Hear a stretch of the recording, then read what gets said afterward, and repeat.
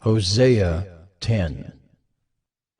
Israel is a luxuriant vine that yields its fruit. The more his fruit increased, the more altars he built. As his country improved, he improved his pillars. Their heart is false. Now they must bear their guilt. The Lord will break down their altars and destroy their pillars. For now they will say, "We have no king, for we do not fear the Lord. And a king, what could he do for us?" They utter mere words. With empty oaths they make covenants. So judgment springs up like poisonous weeds in the furrows of the field. The inhabitants of Samaria tremble for the calf of Beth-aven. Its people mourn for it, and so do its idolatrous priests, those who rejoiced over it and over its glory, for it has departed from them. The thing itself shall be carried to Assyria as tribute to the great king. Ephraim shall be put to shame, and Israel shall be ashamed of his idol. Samaria's king shall perish like a twig on the face of the waters.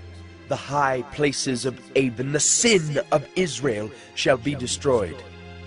Thorn and thistle shall grow upon their altars, and they shall say to the mountains, "Cover us!" and to the hills, "Fall on us!" From the days of Gibeah you have sinned, O Israel. There they have continued. Shall not the war against the unjust overtake them in Gibeah? When I please, I will discipline them, and nations shall be gathered against them when they are bound up for their double iniquity. Ephraim was a trained calf that loved to thresh, and I spared her fair neck. But I will put Ephraim to the yoke. Judah must plow, Jacob must harrow for himself. Sow for yourselves righteousness, reap steadfast love. Break up your fallow ground, for it is the time to seek the Lord, that he may come and rain righteousness upon you. You have plowed iniquity, you have reaped injustice, you have eaten the fruit of lies, because you have trusted in your own way and in the multitude of your warriors. Therefore the tumult of war shall arise among your people, and all your fortresses shall be destroyed, as Shalman destroyed Beth Arbel on the day of battle. Mothers were dashed in pieces with their children. Thus it shall be done to you, O Bethel, because of your great evil. At dawn the king of Israel shall be utterly cut off. Revelation 8. When the Lamb opened the seventh seal, there was silence in heaven for about half an hour. Then I saw the 7 angels who stand before God, and 7 trumpets were given to them.